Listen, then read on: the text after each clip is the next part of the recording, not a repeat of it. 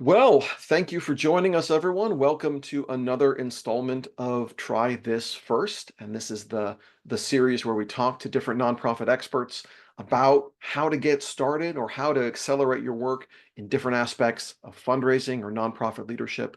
I am super excited to be talking with Sarah Neely today. Sarah is with Orange Door Consulting. She's a good friend and an absolute genius when it comes to the world of grants. And that's what we're going to talk about today, grant making and creating a grant program. So I'm just going to jump right in with it and say, Sarah, if someone is interested in starting a grant program for their nonprofit, what should they try first?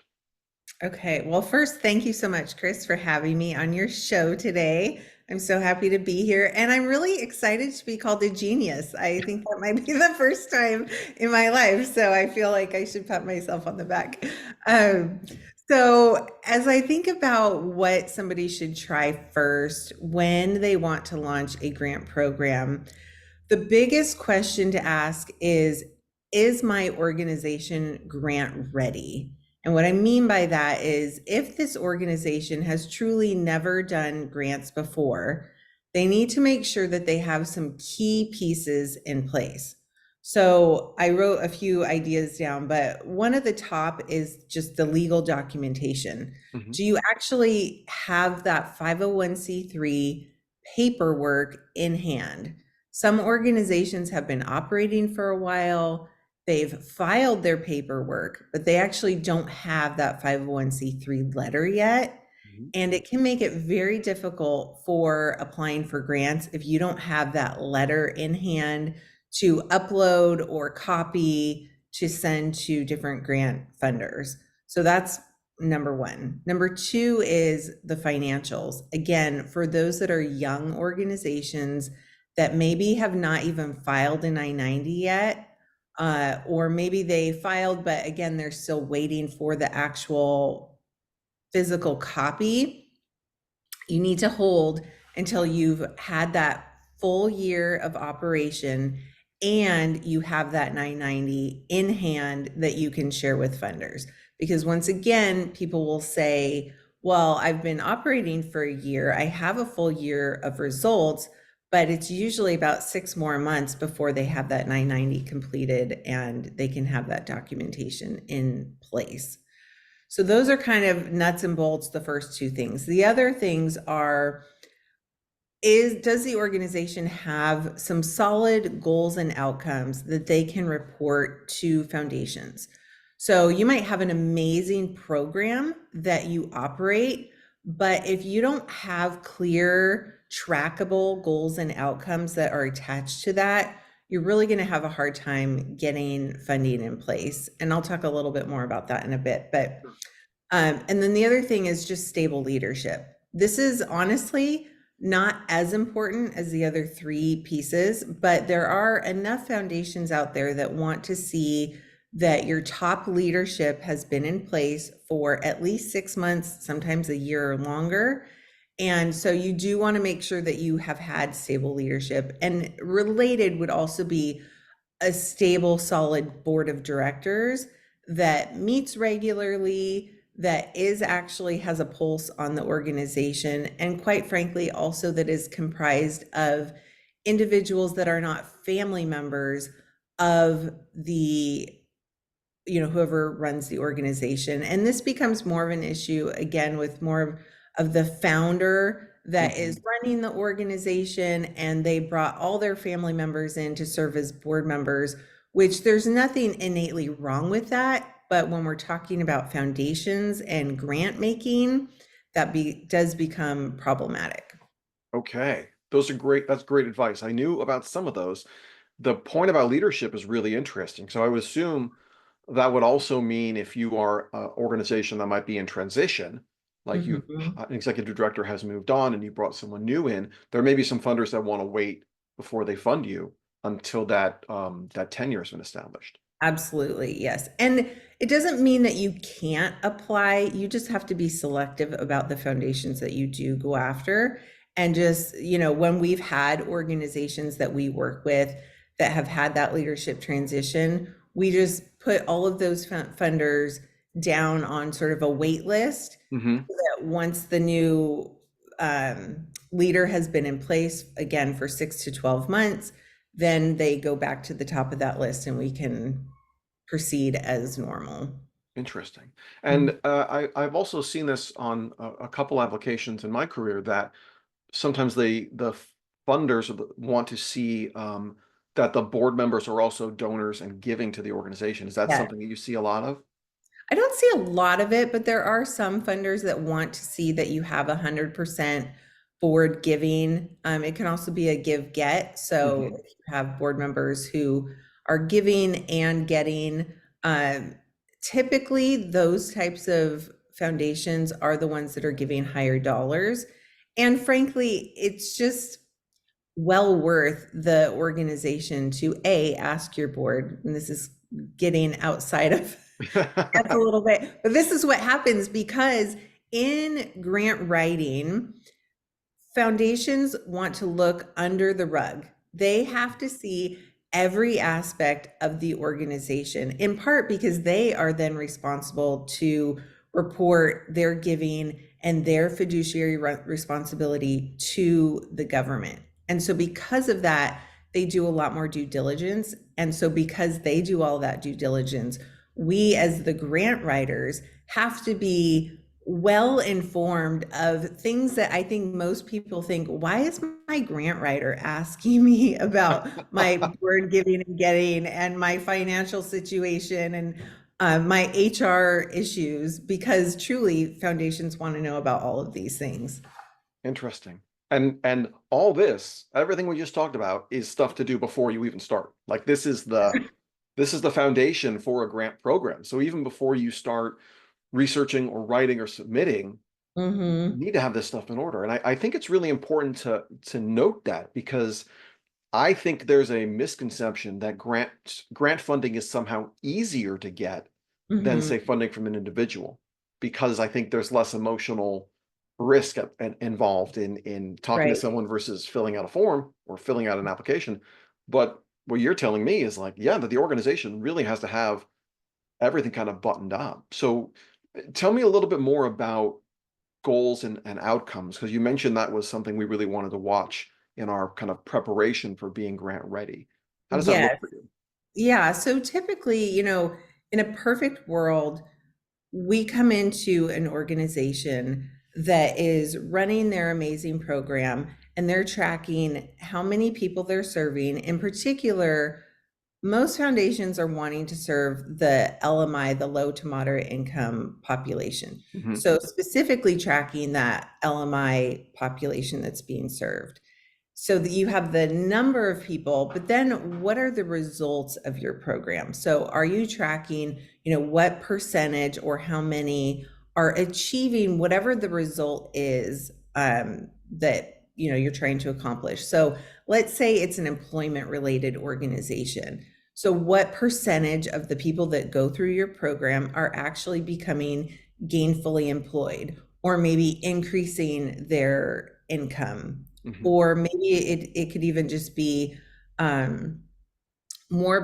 becoming employment ready. So there's a lot of different layers and levels. So it doesn't have to be rocket science. I mean, in a perfect world, we would all be going out and saying every single life was completely transformed from the inside out. And now they're earning six figures, living in this home that they've now purchased, and everything's hunky dory. That's not realistic for Yeah. most organizations, and it takes a really long time to get anybody even in that direction. So I always tell people, you have the ideal and then you have your reality of what's going on in the organization. So sometimes I'll encourage organizations that maybe they do case management. If they can at least show that people are making progress and they can report on that, that can be an outcome that we talk about. So it really is just based on the individual organization, what they're doing, but then they do actually need to track that. Yeah. It could be as simple as an Excel spreadsheet, and then some get far more sophisticated with their CRM programs and all these other pieces that are fantastic. But, you know, for a smaller organization or an organization that's just moving in that direction, I would say just get started with a spreadsheet. Yeah. And I think that's a really important point to just get started. Like it's Yes. not about going from zero to a fully fleshed, academically backed program of evaluation and outcomes and Mhm. outputs and measuring all that. Start somewhere. You've got to start somewhere. Yeah. And yeah, that's absolutely critical. And a lot of this, the conversation we're having now, we're gonna hear a different side of it when we talk to my colleagues who at Fireside Consulting who are all about program evaluation. We'll really take a deep Mhm. dive in there. But from a grants perspective, really knowing those and knowing the difference between your outputs and your outcomes. What did Yes, you do and what was the effect? How many people came through your process and how did you change their lives? And those that's are right. those are critical things to okay. Absolutely. So tell me so let me start again. I'll use words this time. I'm a nonprofit and I've got my grant writer writing grants, and that grant writer is either a staff person or a contractor, and they're Mhm. writing grants for me. Is that it? Is it a set it and forget it? They just have a grant writer going and then that is that I can check the box and say a grant program, or is there more to it than that? So for us at Orange Door Consulting, again, we see it as a very all-encompassing program that, yes, is grant writing, but it's so much more. And so for our clients, and I'll toot my horn a little bit, you know, we really become thought partners because funders are looking at so many different aspects of the organization. So if you're, maybe you already have all those initial pieces in place that we talked about already, but you want to start your grant program, Mhm. you do want to start with building out a solid grant narrative. And I actually, typically, when we're starting with a nonprofit, the two things that we do simultaneously, and I actually have two separate people doing this. One person is building out that narrative, and the other person is doing the research. But if you're a single individual and you can only do one at a time, then I would say do your narrative first, because you need to have a solid sense of what it is that you're doing and what types of grants and grant funders you want to be pursuing. And Okay. I think in building that narrative, you're going to get a pretty strong sense for the work that you're doing and how you can present that, that then you can apply when you're doing that research piece. So a basic grant narrative should be comprised of your agency description. So what's the history of the organization?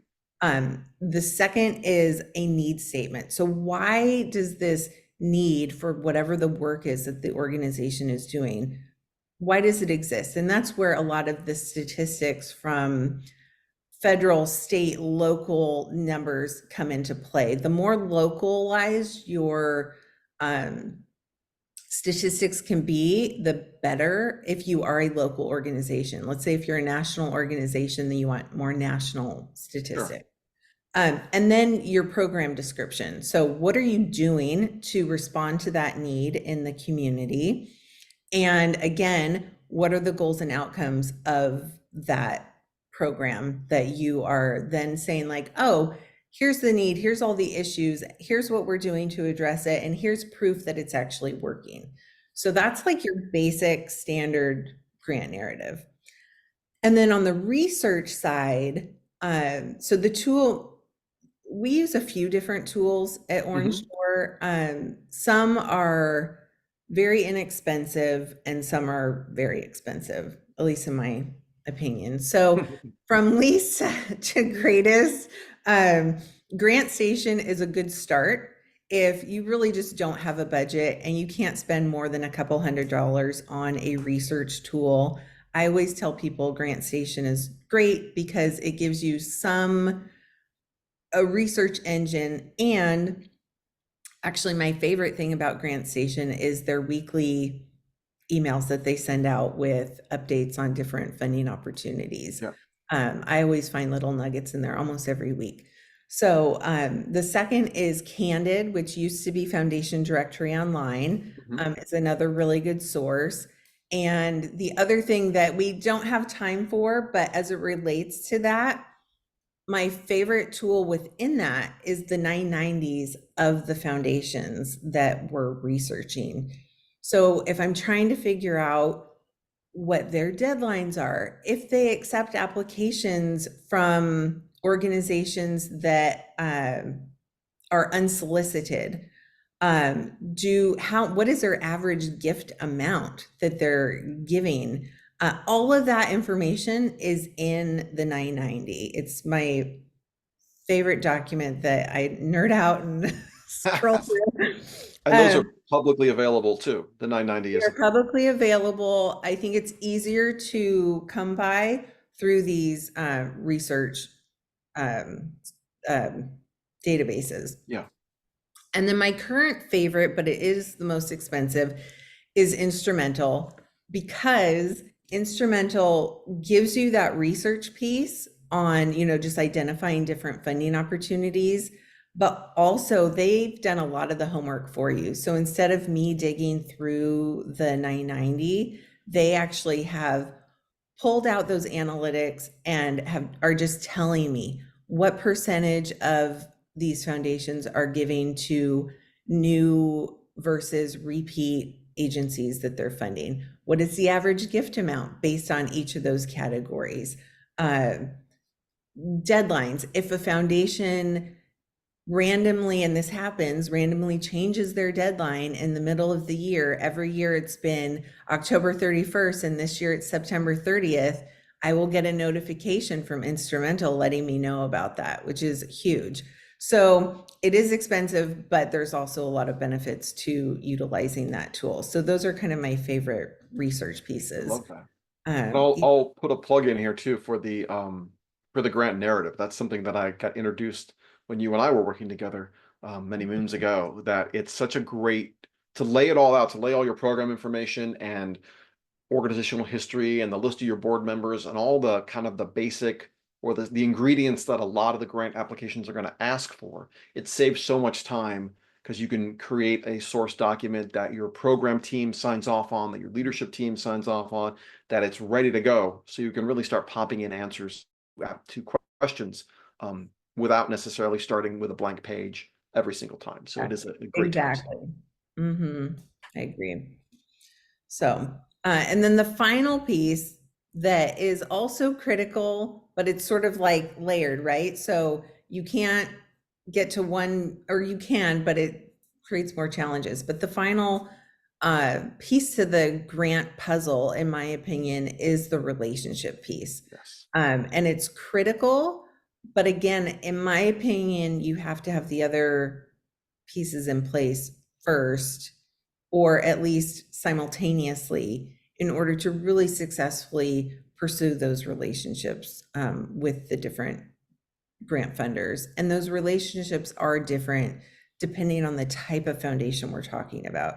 So a corporate funder or foundation, you really want to have volunteer opportunities so Mhm. that those corporate employees can have a relationship with your organization. They can come in and contribute, and that is going to give you a better shot at A, winning a grant, B, winning more money than you would if there was no pre-existing relationship. I love And that. it seems like over the last few years, I feel like that relationship volunteer piece for corporations has become more and more important. Absolutely. So it used to Yeah. be that we would apply to corporate foundations and win a grant, and there wasn't even necessarily any connection there. But now it seems like it's far fewer that are giving without some type of volunteer corporate connection. Yeah, it's absolutely in my experience, it's absolutely critical. And I think the only it's a little cynical, but I think the only thing companies love to do more than doing good is to be seen doing good. So they want Right. that opportunity.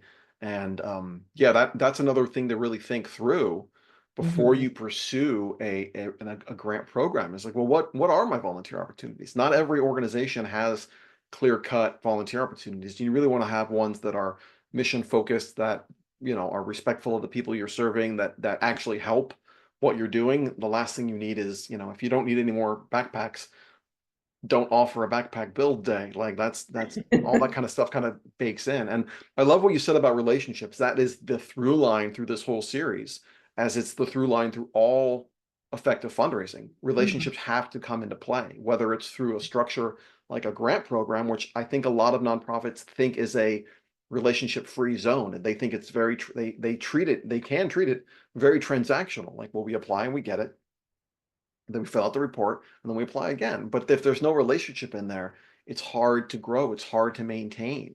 I think you Right. can get some funding without, but I don't think you can maintain it. I think it would be very difficult.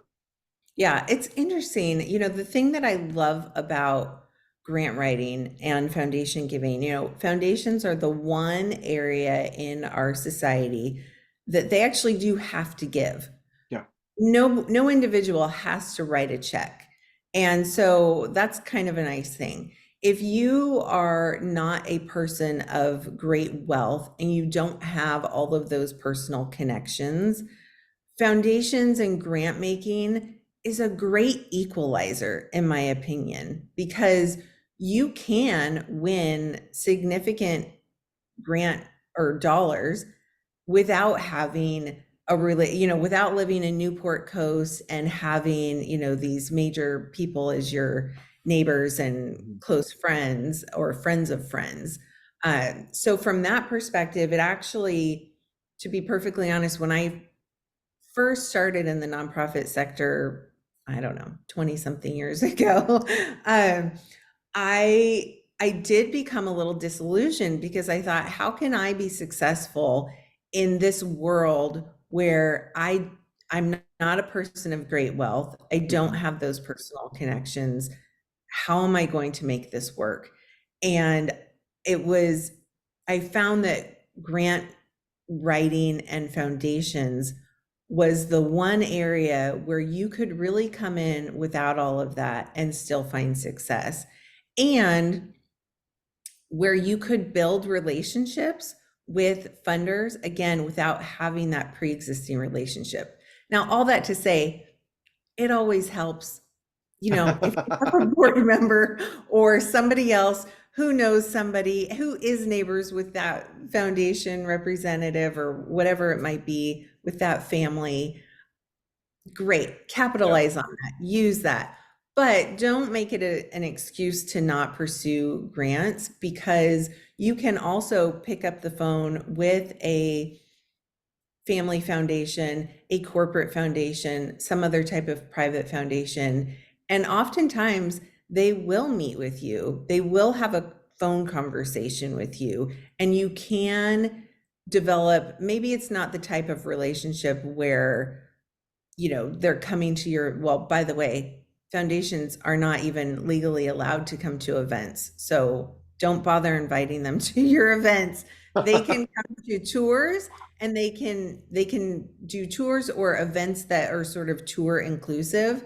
But they are legally not allowed to do fundraising events. They can't be receiving any sort of benefit to To their their giving. giving. So Oh yeah. Yeah. that's an extra little piece. But anyway, so pursue the relationships to the extent that you can, understanding that a relationship could just look like somebody who's willing to have a conversation with you. Right, right. And it's in the business of fundraising, sometimes that's really golden. Like you can at Mhm. least talk to that person, learn about their philanthropic priorities. I've had conversations where I've explained the program I was working on and gotten very clear feedback of it was or was not a fit at that time.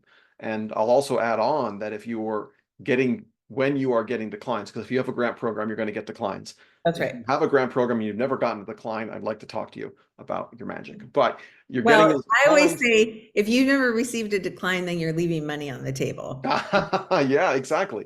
Exactly. But when you get those declines, calling that grant that funder, and sometimes they'll even some of the funders will say, like, call this number to talk about your application. I Yeah. always say yes to that. And you get Every I gotten some really powerful feedback about maybe why you got to know what you might want to work on next time. It's an interesting world, but it is relationship driven. You have to come prepared to build those relationships. Mhm. Um, so this was great, Sarah. I think we could probably talk for another hour and change about grants, but we are keeping these a little short. But to recap, if you're thinking about starting a grant program, look inside first. Make sure you've got your documentation, your goals, your budget, you've got a grant narrative. All that stuff should really be in place before you launch. And if you've got an existing grant program and you're not sure kind of where it sits, taking a look at those materials, like, do you have a grant narrative? And if you do, when was the last time it was reviewed? Because maybe you've got old language. Maybe you've Mhm. moved in this direction and your grant language is going in this direction, so there's a misalignment. So making sure those things are aligned, those are all really, really great places to start. But beyond that, Sarah, can you share where people can find you and learn more about you and more about Orange Door? Yes, of course. You can find us online at orangedoorconsulting.com. You can email me, I'll say it, but you can also submit a form on our website, again, orangedoorconsulting.com. I know it's a long one. I apologize. I tried to get ODC, but it wasn't available. Anyway, or you can email me at Sarah, SARAH, at orangedoorconsulting.com. And I would love to have a dialogue, talk about your grant program or something that you want to get going, and even discuss, what those missing elements might be, and what the organization might need to do to improve your existing grant program. Love it. Love it. And we'll put a plug in here as well that Sarah and I are working together on a project called Align and Accelerate. And it's a system of really focused evaluation and strategy and implementation work for nonprofit boards. So it's a little bit off topic. We'll talk more about it. I'm talking with Robin Sinclair soon about our work within the board space. But Sarah and I are very excited to be providing this service for nonprofits because sometimes the board just isn't gelling or isn't really ready for the next step or needs some real focused attention. And that's what we like to bring to the table is that focused attention and problem solving. So exciting things to come there. So So I excited. think I think we can, oh, Sarah, you have something else. Oh, I just said I'm so excited. Yes. I'm thrilled about Align and Accelerate. And, from my perspective as it relates to grants, the reason is because when you have a strong board and strong leadership, you have a strong organization. Mhm. And those strong organizations are the ones that are more fundable, and not even on the grant side, but on the individual donor side, and so many other important pieces to really have a successful agency. Absolutely. Absolutely. Well, thank you, Sarah, for being a part of this conversation today and for everyone watching today. Thank you for watching. And yeah, like we said at the very beginning, get started. Like get started with grants. Start tracking what you can track. Start writing what you can write. Don't worry about building a 5-star gold medal powerhouse just yet. You'll get there. You've got to start somewhere. Don't wait. Get started and pick up the phone. Call those funders. Build those That's right. relationships. And you'll never win a grant that you don't submit. So keep that in mind too. Absolutely true. And you will get the clients. I couldn't even count the number of decline letters I've gotten. I'm at the point where a lot of fundraisers are, where you can tell by the first couple words in an email whether it's an accept or decline. Like you That's just can smell it coming, like, oh, no, that's a no. And that's part of the job, but it's also important. Oh, you know what? Before we close, Hmm. I forgot to do this. Sarah, any thoughts on setting goals around your grant program? I totally meant to ask you, Oh, I yes. forgot. Like, what are some of the metrics you see people use when they're measuring how successful their grant program is? Yeah. So I think, on the most basic level, it's how much revenue is coming into the organization. Right. But beyond that, because honestly, a lot of that is out of our control. It is ultimately the decision of the foundation and those decision makers. But I think if you can, one of the things that I've really learned about in the last year or so is how many grant writers are, quite frankly, not doing the work, which has been shocking to me, that there's this whole side of the work that's almost like, organizations feel like they've really been burned. And so Mm, I think when you're looking at tracking, is one, is there a tracking tool that is going to show the work that's being done? So then it's, you know how many grants are getting submitted on a monthly or annual basis. Um, the outreach piece, how many Hmm. contacts have been made to these different foundations, maybe even how many tours or meetings have been conducted with that. You can also dig in a little bit to, um, for those organizations that might have specific programs where they want to make sure they're getting enough asks in for those different program areas, they could also kind of fine tune, making sure there's enough asks going out for each of those different types of program areas or focuses. Um, I'm just looking at my notes here. I think those are probably the biggest ones. The ones that I don't love, hello, Kitty, uh, is, you know, people always want it, but I don't think that the percentage of grants that have been received is the strongest metric because Okay. there's so many layers to that. Um, so just, this is getting into so much more. Like you said, we could talk for another hour, but most grant funders don't respond. It's the average response rate is about 6 months. Some of Mhm. them are 12 months or even longer. And so because of that, it can take a very long time to actually build a solid program. So like when we're starting with a new organization, I ask for a minimum of 18 months, ideally 36, 3 full years before we can really see the program become solid and productive, because part of it is just getting the grants in queue, getting them going. And then, yeah, after 6 to 12 months, we'll be hearing the results on those. Sometimes it's less, sometimes it's just, sometimes it's a quick turnaround. And you're like, did you even read my Yeah, proposal? I've gotten those too. But oftentimes, it's anyway. So I think you can say, well, what percentage of the grants you submitted were funded? But again, because of that long lead time, it can be a difficult metric to really give you a sense. So ultimately, what I really like is to see that year over year, what kind of progress has been made. Because sometimes you'll get into it and you'll feel like, oh, we still don't have that many grants. But if you start looking, well, look, we only got one grant that first year. And oh my Mhm. goodness, we got 5 grants that second year, and our revenue went up 50, 100, 200, however many thousands of dollars.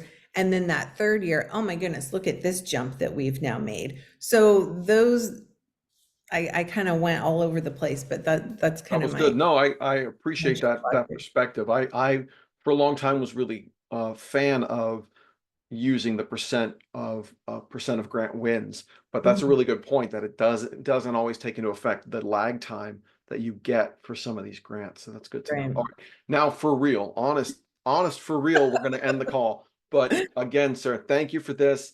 I encourage folks to visit Sarah at Orange Door Consulting if they want to learn more about a grant program. And we will talk to you soon on the next episode. So have a great day, everybody. Bye. Thank you. Bye.